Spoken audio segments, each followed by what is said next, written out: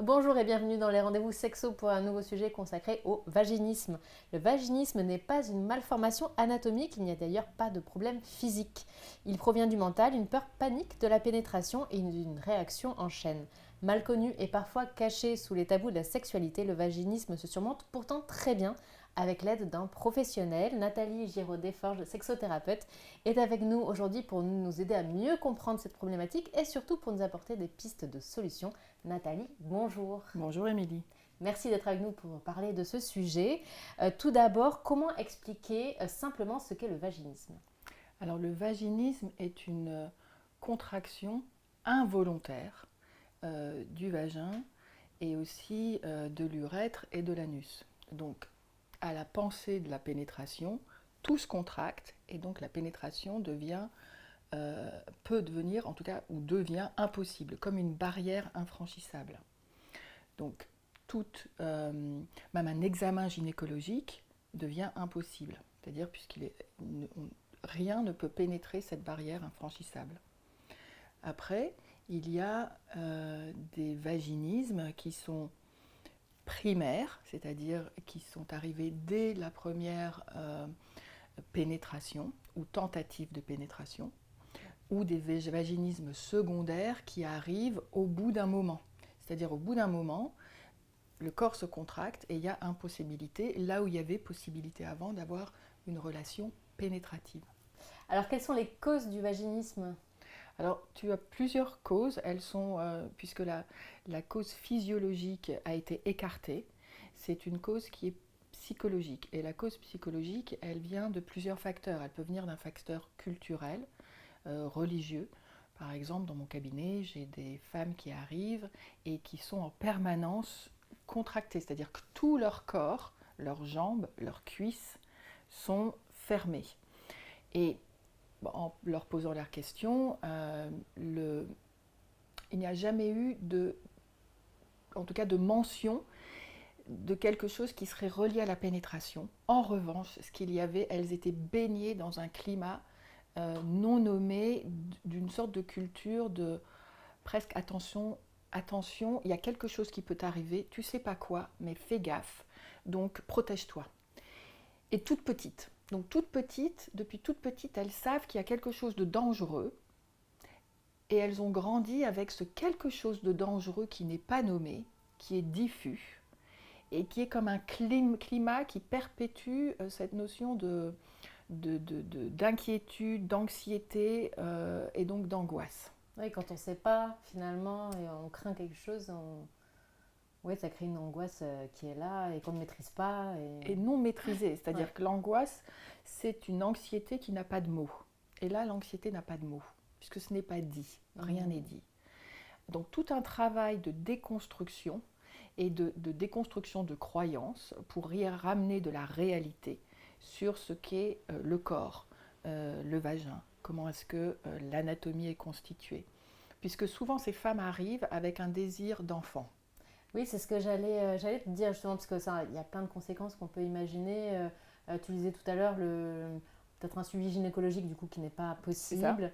Et puis ce désir d'enfant aussi qui doit un peu remettre tout ça en question. Enfin, c'est peut-être à partir de ce moment-là où on vient te consulter justement. Pour certaines femmes, Ouais. oui. Donc ce désir d'enfant et cette impossibilité d'en avoir, puisqu'ils s'accommodent d'autres relations sexuelles, elles peuvent avoir du plaisir aussi par une stimulation externe clitoridienne, avoir des orgasmes, mais la pénétration est impossible. Souvent, quand on est dans ce climat-là, ça s'appelle un vaginisme primaire, puisqu'il n'y a jamais eu possibilité de pénétration. Mm. Euh, à ce moment-là, c'est plus long à traiter Ouais. que quelque chose qui est arrivé après en secondaire. Il y a quelque chose de diffus, la peur de la perforation. Comme si quelque chose qui allait rentrer allait déchirer, euh, peut avoir des histoires, c'est pour ça que je dis transgénérationnelles, des histoires d'inceste, de viol, qui sont associées à des relations sexuelles non consenties et qui amènent. Du coup, il y a le poids, ce qu'on appelle le poids transgénérationnel, qui ne t'appartient pas, puisque tu peux être toi dans une relation qui est hyper saine, hyper aimante, respectueuse, mais tu as toute une lignée de relations non consenties, de mariages forcés, de viols qui ont été transmises et que ton vagin, comme une éponge émotionnelle, porte en lui. Donc le travail se fait pas simplement psychologique, c'est un travail qui est aussi accompagné par des sages-femmes et kinés. Et c'est vraiment important d'avoir une approche pluridisciplinaire. Moi, je travaille toujours avec sage-femme et kiné pour avoir une approche qui est aussi de rapport à son corps avec un toucher, une exploration, la possibilité d'entraîner son muscle du périnée à se détendre et le faire toute seule, c'est super compliqué quand il a toujours été contracté. Donc tu le fais à l'aide de la respiration et avec un ou une professionnelle. Enfin, généralement, c'est une professionnelle. Et c'est hyper important d'avoir ce package en quelque sorte d'accompagnement et pas simplement psychologique. Pour moi, j'ai vu que juste psychologique, c'est pas suffisant. Ouais. Donc ça, c'est un processus. Après, tu as le secondaire. Le secondaire, c'est, ok, il y avait possibilité de pénétration, il y avait possibilité d'un suivi gynécologique. Et puis un jour, il y a eu une violence médicale, un examen qui a été douloureux, qui a été vécu comme une infraction dans ton corps, comme une intrusion qui ferme. Et donc le corps se souvient de la douleur, il se souvient de l'intrusion, il se ferme. Il se ferme pourquoi ? Parce qu'il n'a plus confiance ni en toi, ni en l'autre pour respecter son rythme. Et donc jusqu'à ce que ton corps récupère la confiance en toi, que toi tu peux dire stop, non, ça ne me va pas. Ton corps le fait à ta place. Et donc il se ferme et c'est vraiment une barrière protectrice, comme une gardienne de ton intimité qui estime que toi tu n'as pas eu la capacité à ce moment-là ou la possibilité de dire non, d'arrêter l'intrusion, et il le fait à ta place. Et à ce moment-là, quand c'est secondaire, c'est aussi par exemple quand tu as eu toute une série où, oui, ok, ça me fait un peu mal, donc tu te forces, et puis tu te forces encore, et puis la douleur augmente. Mais tu es résistante à la douleur, donc tu continues avec cette douleur. Et puis à un moment donné, le corps t'envoie des signaux, pas écoutés, et il fait ok, la douleur n'est pas suffisante, donc fermeture. Tu vois, les portes se ferment. Là, au début, elles étaient un peu comme ça faisait mal. Et puis là, elles se ferment complètement. Et ça devient un mur, une barrière infranchissable. Et à ce moment-là, ce qu'il est nécessaire aussi, c'est de travailler en conjonction avec d'autres professionnels. Et là, la thérapie est légèrement différente. Et là, la thérapie est légèrement différente puisqu'il y a, tu sais ce qui s'est passé et tu vas travailler sur la douleur. Tu vas travailler sur qu'est-ce qui t'a amené à forcer la porte au fur et à mesure? Qu'est-ce que tu as accepté qui n'était pas acceptable? Qu'est-ce qui s'est passé pour que ton corps arrive à un moment donné où il fait non à ta place? Pour que tu récupères ta puissance du non et qu'à ce moment-là, au bout de la thérapie, ton corps sache que c'est ok d'ouvrir parce qu'il sait que toi, si ça ne va pas, si ça ne te convient pas, tu auras la capacité à poser tes limites. Quand il n'y a pas de limites et qu'elles sont franchies alors que tu ne veux pas, c'est-à-dire pour faire plaisir, par peur d'être rejeté, pour bien faire, pour toutes sortes de raisons. De culpabilité, entre guillemets, j'imagine. Culpabilité, honte. Quand tu es dans une relation, quand tu es marié, c'est ce que tu dois faire. Tu dois te soumettre au plaisir de l'autre, etc. Enfin, il y a plein de choses qui peuvent se mettre en place pour avoir la paix, pour protéger quelqu'un d'autre. Eh bien, généralement, quand tu t'extrais d'une relation qui est toxique, tu apprends, ou ici tu peux apprendre à ne pas répéter ce schéma. Et du coup, il y a une confiance qui s'installe de soi à soi. Et quand tu récupères cette confiance, ton corps n'est plus en vigilance puisqu'il sait que ton esprit, tu vas pouvoir exercer ton non et que ton non va être entendu. Parce que si ton non n'est pas entendu, tu peux partir, tu peux t'extraire de la situation.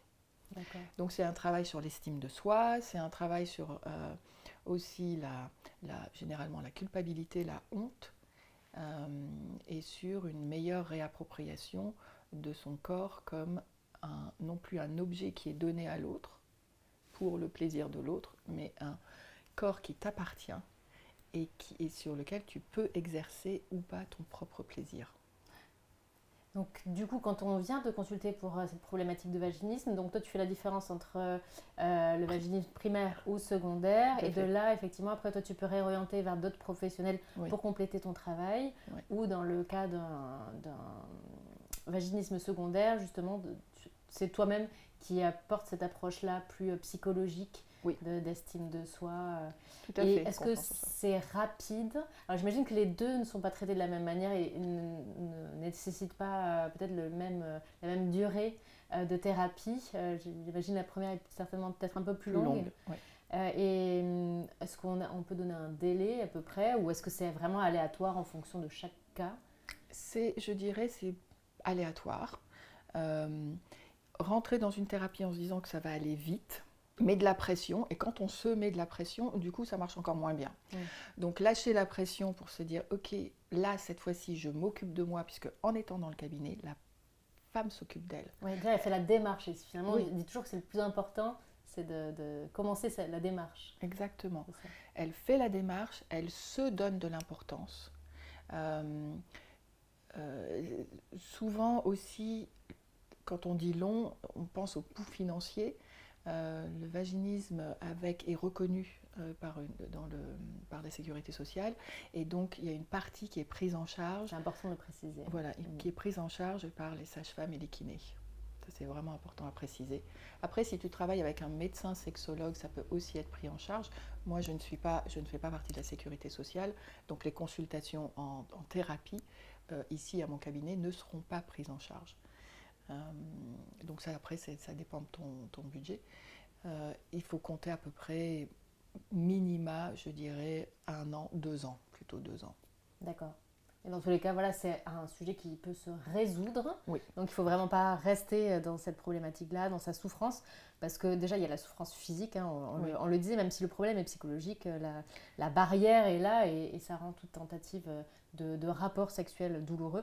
Donc il ne faut pas rester comme ça, il ne faut pas hésiter quand même à faire la démarche, à se renseigner, à faire la démarche, à consulter des professionnels qui sont là pour vous aider, qui connaissent le sujet surtout et qui peuvent vous accompagner. J'imagine chacun son rythme aussi, c'est pas évident. C'est exactement, chacun son rythme, et c'est pas que ça rend le rapport sexuel douloureux, c'est que ça rend le rapport sexuel impossible. Donc c'est vraiment majeur. Et puis après, ce que j'ai oublié de préciser, c'est que il peut y avoir aussi, ça peut aussi cacher un abus, et que l'abus vient à soi avec de la thérapie aussi. C'est-à-dire que ça met des mots sur l'abus. Et mettre des mots, ce que l'on sait, sur quelque chose qui a pu se passer, il n'y a pas besoin de revivre une scène, mais c'est une impression du corps qui fait « ouais, c'est là ». Permet d'aller revisiter, de déconstruire et d'y ramener de la réalité, que vous n'êtes plus dans la situation, qu'il y a autre chose qui s'est passé. Et donc ça fait un update en quelque sorte du souvenir. Ça fait un update de l'empreinte traumatique. Donc ça aussi c'est important à souligner. Merci beaucoup Nathalie pour ces précisions. Effectivement, donc ne restez pas seul si vous rencontrez ce type de problématique, ou bien que vous avez même des questionnements sur votre épanouissement sexuel, votre vie sexuelle. N'hésitez pas à consulter un professionnel, et c'est votre cas. Donc on peut vous consulter en privé. C'est ça. Vous exercez à Paris ou encore dans le sud, dans un hôpital privé également à Paris. Je mettrai toutes les informations pour pouvoir te consulter en privé dans le descriptif de la vidéo. Tu as un site internet et plusieurs blogs sur lesquels on peut te suivre. Oui, donc j'ai un site internet sur lequel il y a plein d'infos sexo, c'est nathalie-giraud.fr, avec différents univers autour du plaisir masculin, du plaisir féminin, du tantra, et Piment Rose aussi pour détabouiser ce qui a trait à la sexualité, et avec des accessoires érotiques. Merci beaucoup Nathalie. Merci à toi. Merci à toutes et à tous de nous avoir suivis. À très bientôt. Bye bye.